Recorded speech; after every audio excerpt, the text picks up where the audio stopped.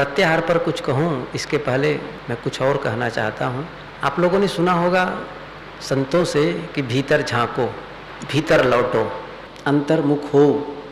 भीतर तो आत्मा है और भीतर जाने की क्या बात है? बाहर कोई खड़ा है जो भीतर आ जाए? मान लो कहते हैं कि आँख से देखो भीतर, तो भीतर आँख से संभव ही नहीं देख पाना। इंद्रियों को बाहर की ओर ही खुली रखी है प्रकृति ने। जैसा कि गुरुदेव जी ने एक दिन इस मंत्र को कहा था, परांच खानि वितरणेत स्वयंभू तस्मात् परांग पश्यति नांतरात्मन कश्चिद्धीरः प्रत्यज्ञात्मान मैक्षत आवितत्तु चक्षुर अमृतत्वमिच्छन। ये कठोपनिषद का एक मंत्र है। परांच खानि वितरणेत स्वयंभू, स्वयंभू ने, प्रकृति ने इंद्रियों को बाहर फोड़ कर खोली हैं। आप अपनी इंद्रियों का ख्याल करें।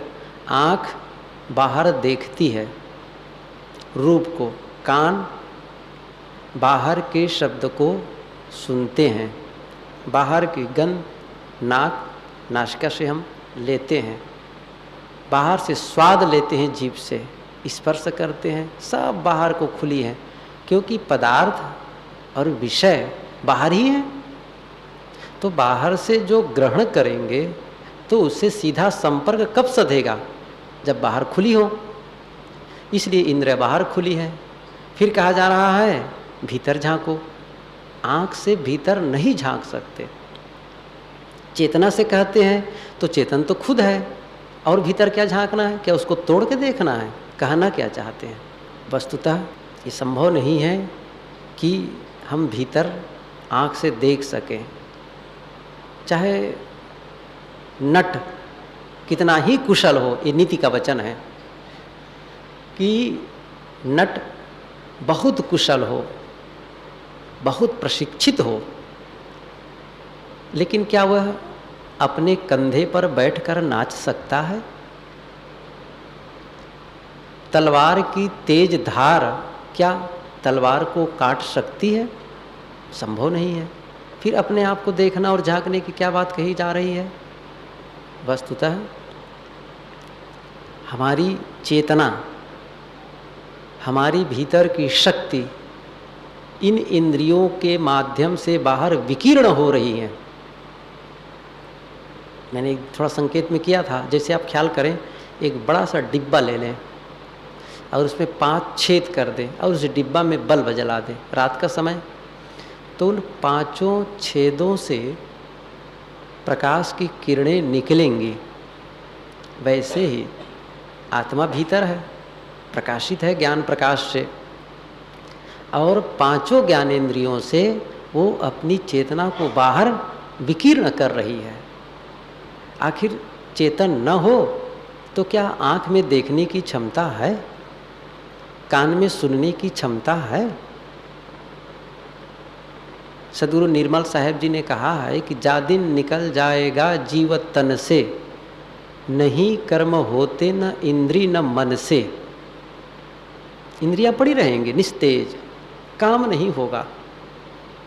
तो वो अपनी शक्ति को इंद्रियों के माध्यम से बाहर विकीर्ण करती है, उससे विकीर्ण हो रही है और विकीर्ण होकर प्राणी और पदार्थों में अटक गई है, उसी में उलझ गई है। आप अनुभव कर रहे हैं 5 दिनों से, बारंबार जाके अटक जाता है, फिर उसको लाते हैं, फिर भाग जाता है। अटका है तभी तो जाता है, वहाँ आकर्षण है तभी तो जाता है, वहाँ राग है तभी तो जाता है, आसक्ति है तभी तो ये भीतर से हम उसको ख्याल करते हैं।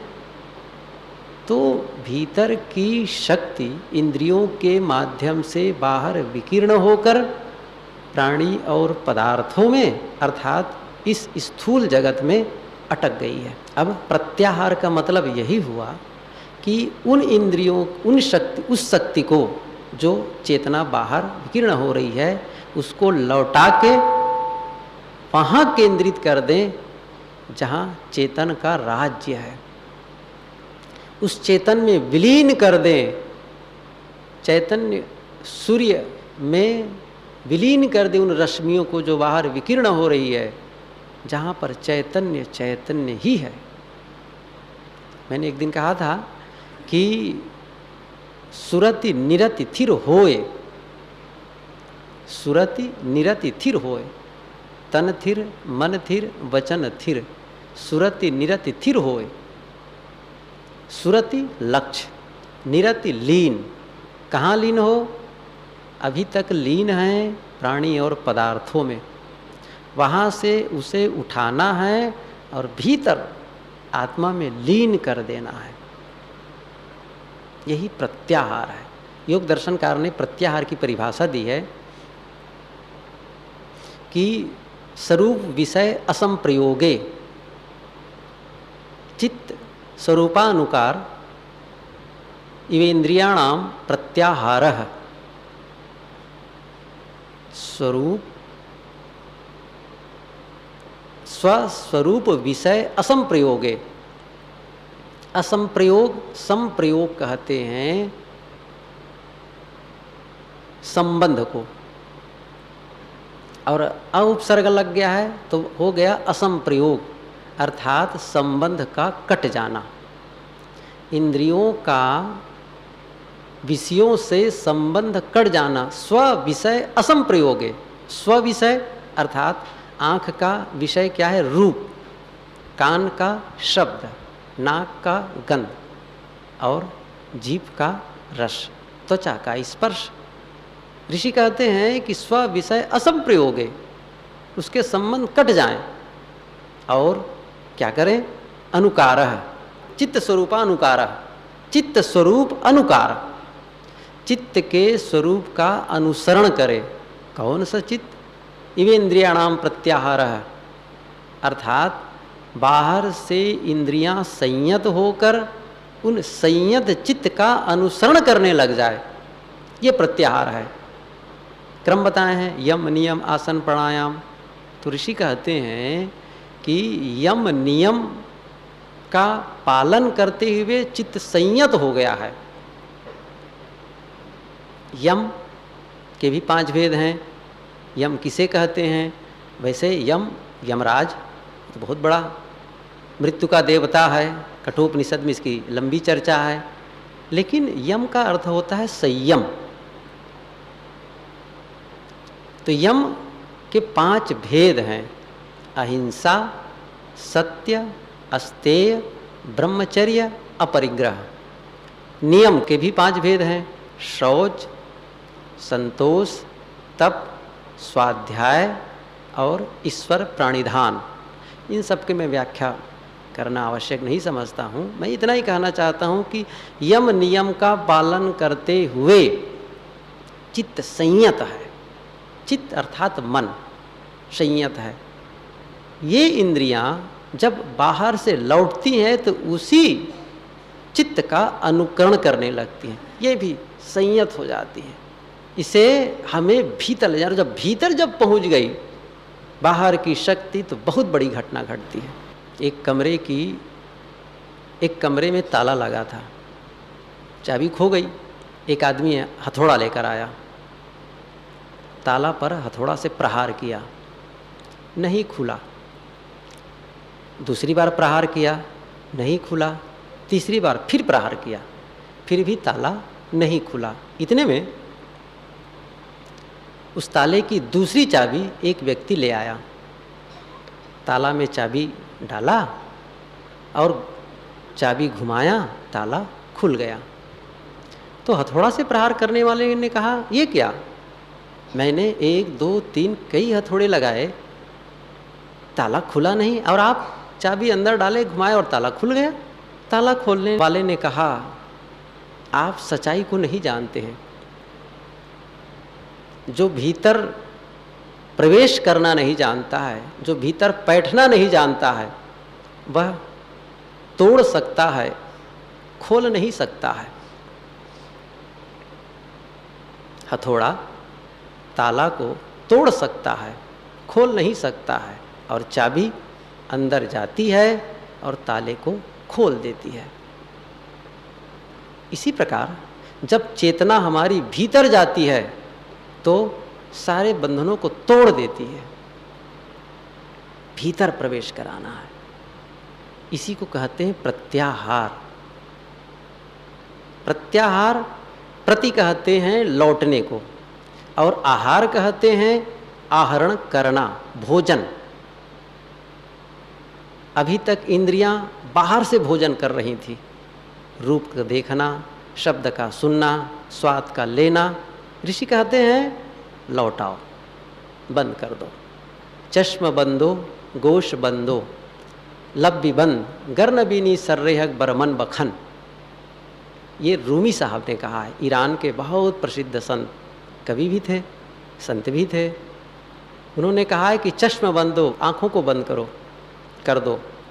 चश्म बंदो, गोश बंदो, कानों को बंद कर दो। लब भी बंद, होठों को बंद कर दो। गर्न भी नहीं सर रहे बरमन बखन, इतने पर भी सत्य के दर्शन न हो तो मेरा मजाक उड़ाना।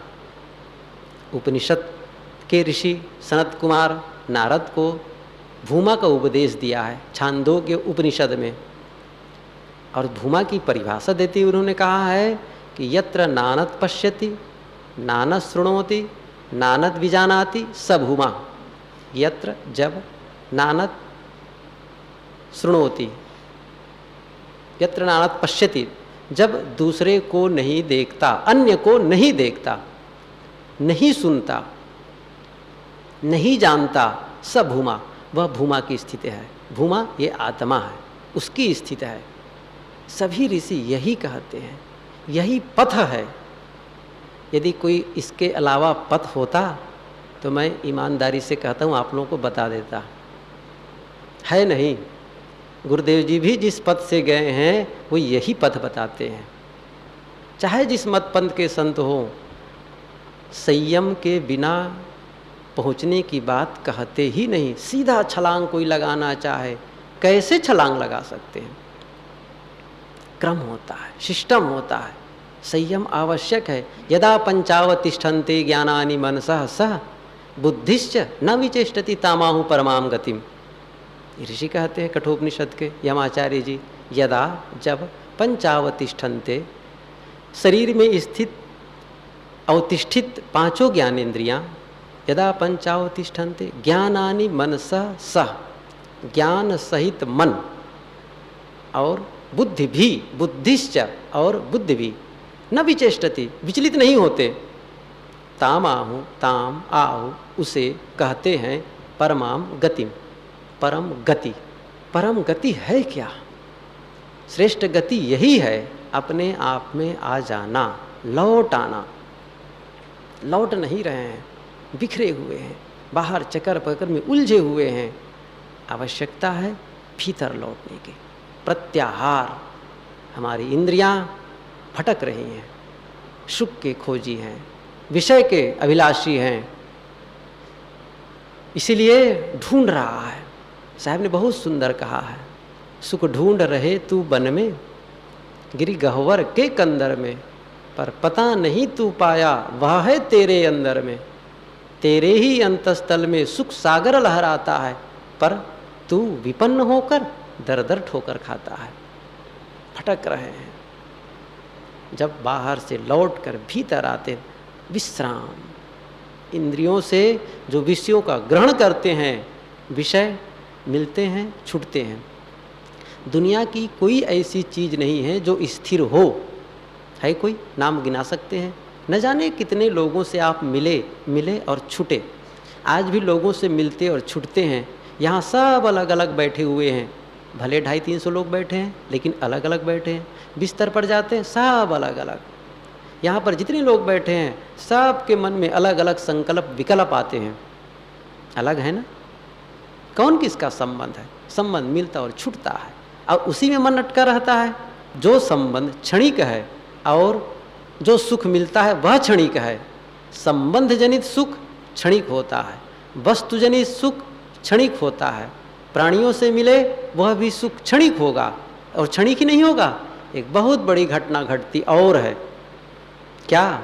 जब संबंध का विच्छेद होता है ना, तब वह दुख दे कर जाता है, वो संस्कार छोड़ कर जाता है। जैसे एक आदमी आए, आए, बातचीत हो और चला जाए, कोई बात नहीं, आया और गया। लेकिन एक आदमी आया और 2 तमाचा लगा कर गया, तब कितना कठिन हो गया। वो अच्छा है जो आया और गया।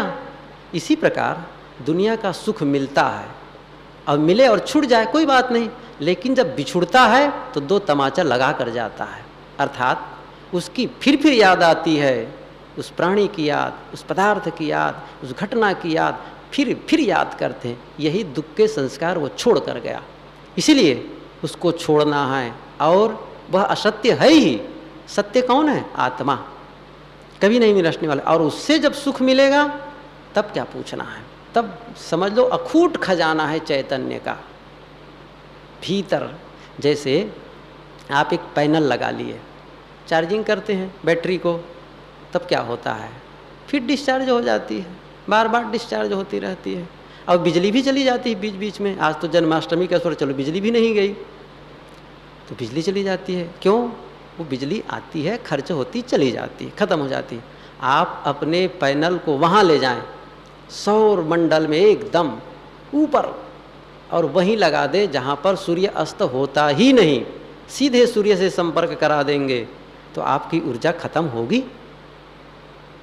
सूर्य तो ऊर्जा का अखूट खजाना है, अक्षय खजाना है, कभी नहीं खत्म होने वाला है। ऐसे ही आत्मा, यह जीव अनंत सुखों का भंडारा गार है। और हम सुख कहाँ मार रहे हैं? प्राणी मिल जाए बड़ा सुखी, पत्नी मिल जाए, बच्चे मिल जाए, मित्र मिल जाए, गदगद हो गए, उफ, मिलेंगे छूटेंगे, कुछ वस्तु मिल जाए सुखी हो जाएंगे, वो सब छूटेंगे। लेकिन ऐसी जगह ले जाओ जहाँ पर केवल सुख, केवल चैतन्य है। ध्यान यही सिखाता है। सभी साधक फिर से स्थिर आसन से बैठें और बाहर भटकते हुए मन को, उलझे हुए मन को, दुख पाते हुए मन को फिर से भीतर लौटाकर शक्ति को भीतर केंद्रित करें और अपने आप में मस्त हो जाएं, अपने आप में स्थित हो जाएं। यही साधना है। सभी लोग, जो शक्ति, जो यादगिरियाँ बाहर जा रही हैं, इंद्रियाँ ये 5 हैं, आँख, नाक, कान, जीभ, चाम, और मन भी इंद्रिय है, जिसको बौद्धों ने षडायतन कहा है। आँख को बंद कर देते हैं, लेकिन मन एक ऐसे इंद्रिय है जो फिर भी देखती है, फिर भी सुनती है, फिर भी बोलती है। कहना चाहिए इंद्रियों का राजा है, मुखिया है। इसलिए इस मन को बारंबार भीतर लौटाना है, केंद्रित करना है। और जब भीतर पहुंच जाएंगे, चाबी घुमा देंगे, तब बहुत से रहस्य प्रकट हो जाएंगे जो अभी तक अनसुलझा है। अपने आप से साक्षात्कार होगा। प्रयास करें तो